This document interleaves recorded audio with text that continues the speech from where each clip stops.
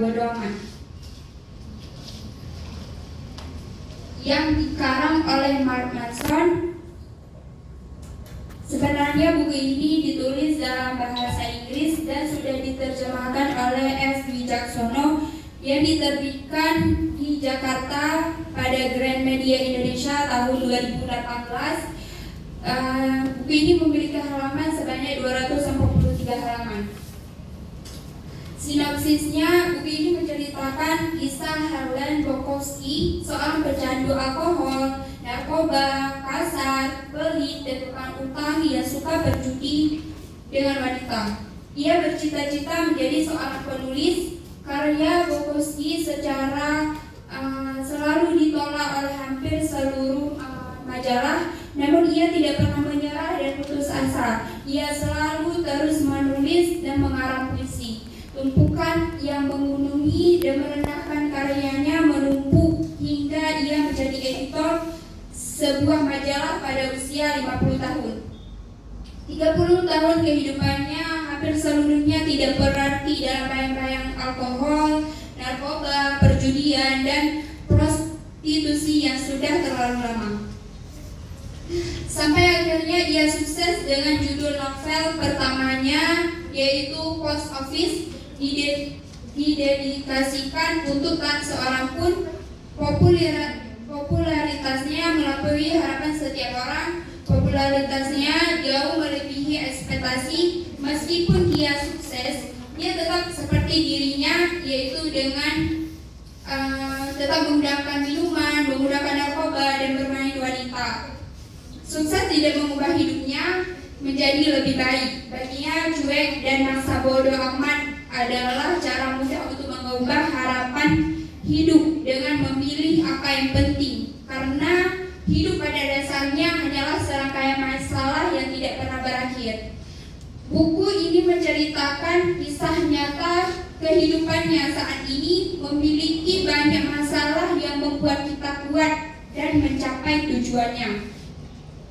Itulah mengapa bersikap bodoh amat adalah kunci untuk menyelamatkan diri kita sendiri dan dunia, dengan tidak mengambil pusing ketika mempunyai masalah dan merasa buruk.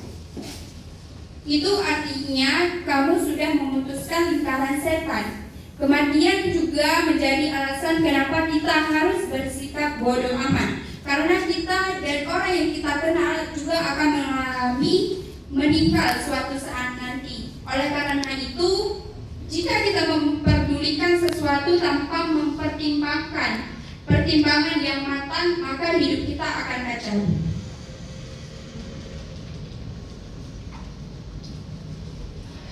Apakah buku ini ada kelebihan dan kekurangannya?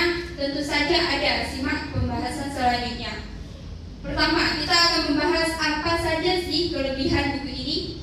Salah satu kelebihan buku ini adalah pendekatan yang provokatif terhadap kehidupan dan kebahagiaan. Mark Manson mengajak pembaca untuk mempertanyakan norma-norma sosial dan mengeksplorasi pandangan yang berbeda tentang arti kehidupan.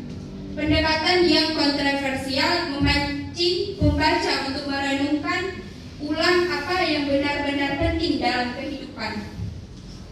Selain itu, Mark Manson memiliki gaya penulisan yang lugas, tulus, dan harmonis.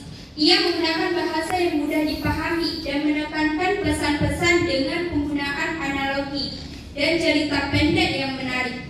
Gaya penulisannya yang menghibur membuat sebuah seni untuk bersikap bodoh amat mudah diikuti dan menyenangkan untuk dibaca. Buku sebuah seni untuk bersikap bodoh amat juga menawarkan perspektif yang menyegarkan tentang kebahagiaan dan kesuksesan. Mark Manson mengajak pembaca untuk mengalihkan fokus mereka dari hal-hal yang tidak penting dan memutuskan perhatian pada nilai-nilai yang autentik dan memuaskan. Ia mengajak kita untuk merangkul kejujuran diri, menerima ketidakpastian, dan memilih pertempuran yang benar-benar layak. Kedua, kita akan membahas kekurangan buku sebuah seni bersikap bodoh amat. Kekurangannya adalah pandangan-pandangan yang disampaikan oleh Mark Manson bisa jadi kontroversial bagi sebagian orang. Orang-orang menganggap bahwa seni bersikap bodo amat dan penekanan pada kepuasan diri sendiri akan dianggap sebagai sudut pandang yang egois dan tidak bertanggung jawab bagi beberapa pembaca. Beberapa orang mungkin tidak setuju dengan pandangan-pandangan yang mencabut dengan tanggung jawab dan menempatkan kebahagiaan individunya di atas segalanya. Meskipun buku sebuah seni untuk bersikap bodo amat dalam menyentuh beberapa konsep filosofis, beberapa pembaca mungkin merasa bahwa pendekatan Mark Manson terlalu permukaan dan tidak membahas secara mendalam konsep-konsep tersebut. Bagi mereka yang mencari pemahaman filosofis yang lebih mendalam atau analisis yang komprehensif, buku ini mungkin terasa sedikit kurang memuaskan.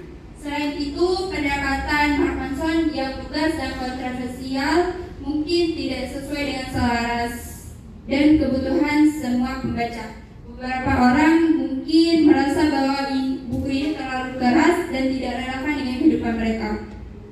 Kesimpulannya, buku yang berjudul Sebuah Seni Bersikap Bodo Amat ini dari Mark Manson mengajarkan kita bagaimana cara kita untuk berlapang dada dan ikhlas membiarkan sesuatu pergi dari diri kita. Bagaimana cara kita untuk bisa memilih dan menyortir hal-hal yang penting saja sehingga tidak membiarkan hal-hal yang sia-sia bagi kehidupan kita. Bagaimana cara kita untuk peduli lebih sedikit, dalam artian lebih peduli kepada hal-hal ada dampak serta berpengaruh terhadap diri dan lingkungan kita.